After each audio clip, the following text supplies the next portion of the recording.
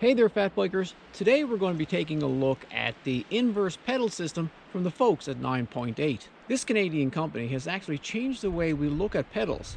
They've essentially taken the pins from pedals and placed them in the bottom of your shoe or boot, and taken the bottom of your shoe and put them on the pedal. And for you SPD folks, they've got you covered as well. No more shin bashing and traction when you need it. So let's crack open the boxes and see what this inverse pedal system is all about. And here it is, the inverse pedal system from 9Point8. We have the, the nucleus of the system, which is the pedals. We have studs for your shoes or boots. We have short ones, we have long ones. We have a stud installation tool and a SPD option.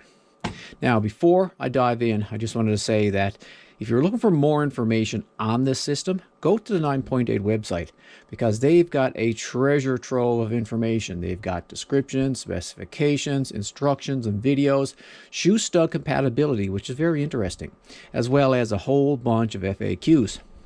So let's dive in. Let's start with the pedals. On the front, we've got a picture of the pedals, a little peek hole there so we can see inside. Inverse, patent pending, and 2 pedals. On that side, not much information.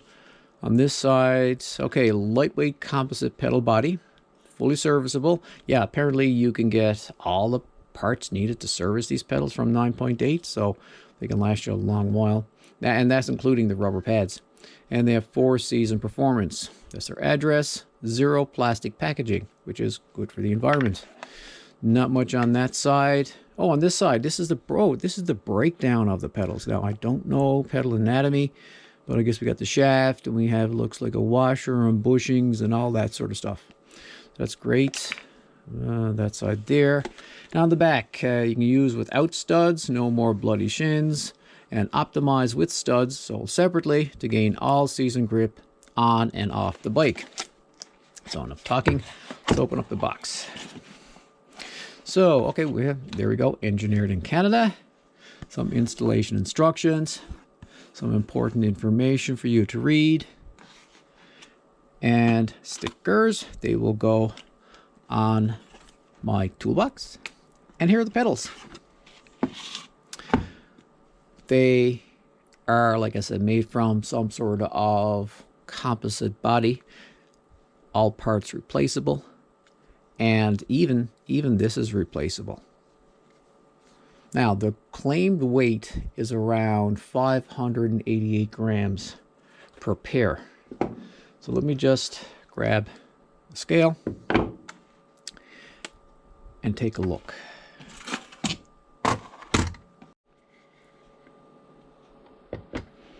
$590.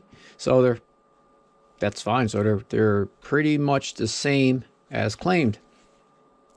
Now, just for comparison purposes, this is a pedal that many of us are familiar with, race face Chester. And you look at the size, they are pretty much, actually they look to be pretty much the same size as a race face Chester. Now let's just compare weight for a weight against a Chester. So it's saying 291 for one pedal, and 172 for Chester. Like you look at, you can see that they're going to be a little bit heavier, just because there's more material. What's interesting with this pattern is that I have one of my old 510s here. Just look. That's pretty similar. That's interesting. We all know what kind of grip that these 510s get on any pin in the pedal. So I'm assuming that you get probably the same kind of grip on the inverse pedal. As I mentioned earlier, the whole premise of the inverse pedal system by 9Point8 is that they move the rubber from your shoe to the pedal, and they move the studs or spikes from the pedals to your shoes. And these are the studs that 9Point8 have to work with the system. We have the short ones, and the long ones. And these are the short studs. We've got a package of 50 with one tool. We've got the actual dimensions of the stud right there. Graphic on the front. Tag us in your bills. Their address, UPC, and that's about it. So let's just dive in.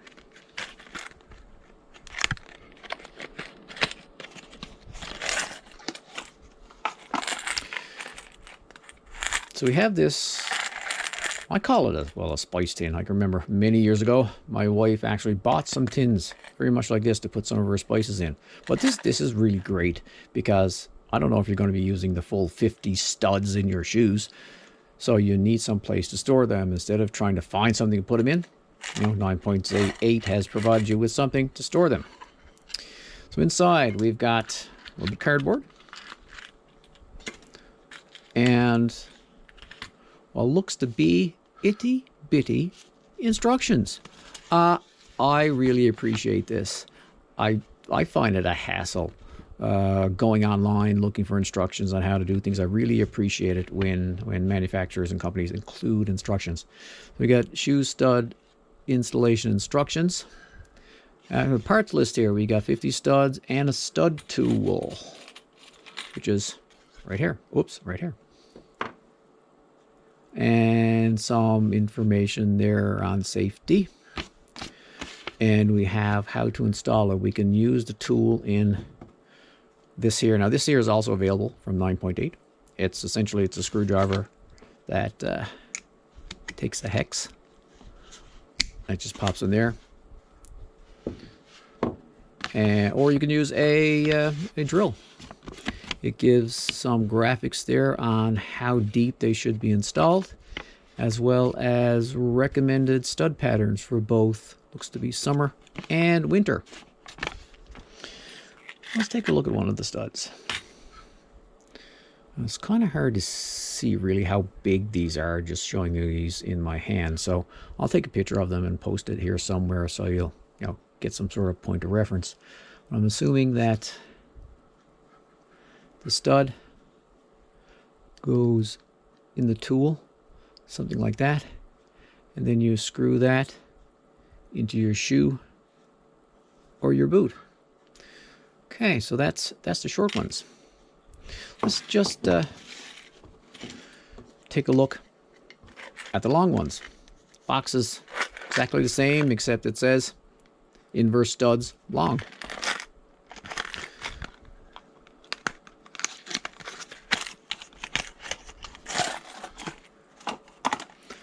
Again, another spice tin, cardboard, itty bitty instructions, another tool, which is great, and here's the studs. Let's just grab one. Oh yeah, they're bigger. They're bigger and they're longer. Again, I'll just take another photo and post it here somewhere so you can, oh yeah, there's a difference in size. So I guess they're for different applications. So you might want to go to the 9.8 website and take a look at their resources there to determine which ones would be better for whatever footwear you're going to be using. And yeah, so these would essentially go into your boot or shoe, and then they would grip into the inverse pedal. And these are the boots I'm going to be putting the studs in. I bought these at Canadian Tire, relatively inexpensive, and they have a very heavy lug on the bottom, so there shouldn't be any problem in getting the studs to find a good solid purchase. And for you folks who like SPDs, 9.8 have you covered. These are the inverse pedal cleats for studded cleat 2-bolt SPD style. Have a graphic on the front, their address on the side. Again, zero plastic packaging, and we have some information on the back. Let's see, 2 cleat bodies, 4 cleat backing plates, 32 or 40 cleat studs, 2 cleat plates, and 4 cleat bolts. And again, it shows a graphic here on how to install it. So let's get at them. Oh, once again, engineered in Canada. Okay.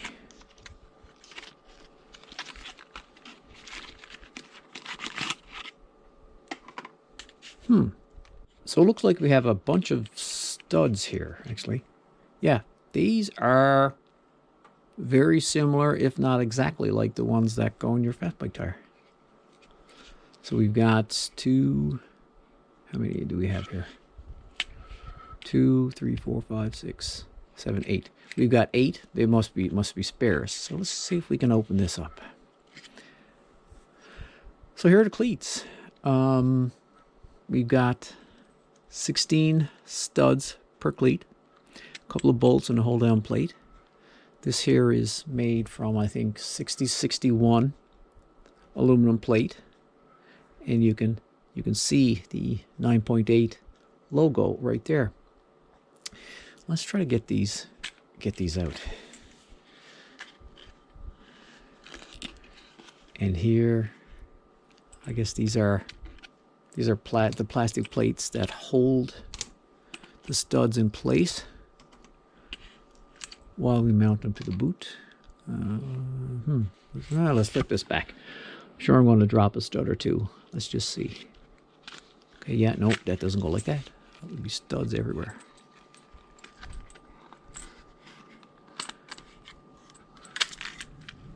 How does this work? Let's turn it back again. Okay, I have one.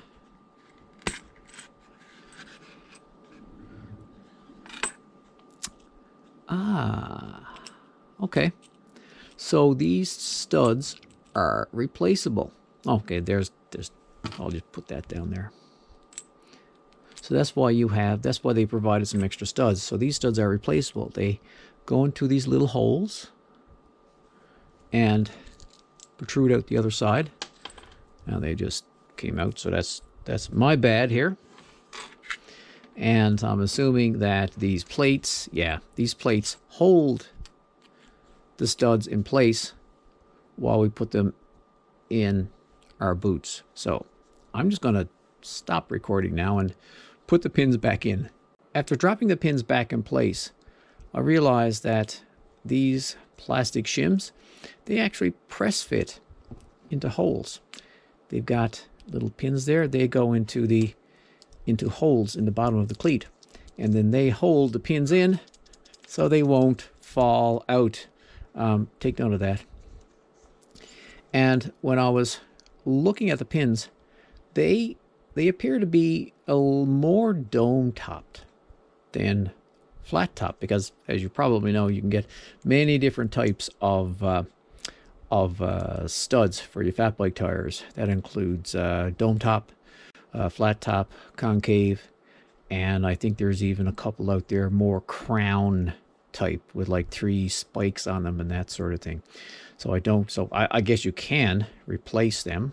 I haven't tried it, but you might want to, if you're interested in swapping out the pins, you might want to reach out to 9.8 and get their thoughts, because they do come stock with what looks like domed tip studs.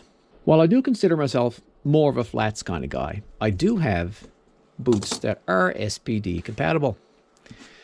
I have these very cool blivets that, as you can see, do have an option for an SPD cleat, and I will be mounting these up to see how they work.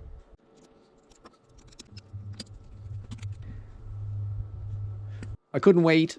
I had to mount these up like right now, but I will be doing my other boots just a little bit later. Let's see how these inverse studs install. I've got the standard tool and I've got the long studs here. So that fits in there like that. And you may be able to see a point right there. I assume that will go into the boot first. And you just rotate. And looking at the diagram, it shows that the stud, I guess the base needs to go flush with the bottom of the lug. like that. I've already have one installed there and one there, and I'm going to pick a pattern for my boot to give me traction.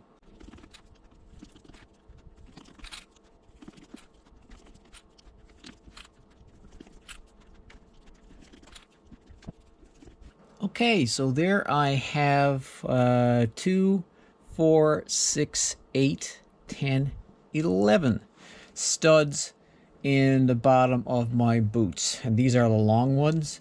They do stick out quite prominently there. So I'm thinking that this will give me decent traction on the pedals. And if not, I will adjust the tread pattern. Now to copy this on my other boot. I did add 3 to my heel, not really for the purpose of the pedals, but more for when walking on ice when I'm off the bike. And now these boots are good to go. And there's the inverse pedal system. As I mentioned earlier, if you're looking for more information, be sure to check out the 9.8 website. And that's it on the inverse pedal system from the folks at 9.8. Canadian engineering that aims to keep your grip solid and your shins intact. But the real story happens when I get these on my fat bike and get them out on the trails. They'll be exposed to mud, ice, snow, whatever else Mother Nature and Old Man Winter can throw at me. And I'll report back on the good, the bad, and hopefully not the ugly. So thanks for watching my video, and I'll see you in my next one.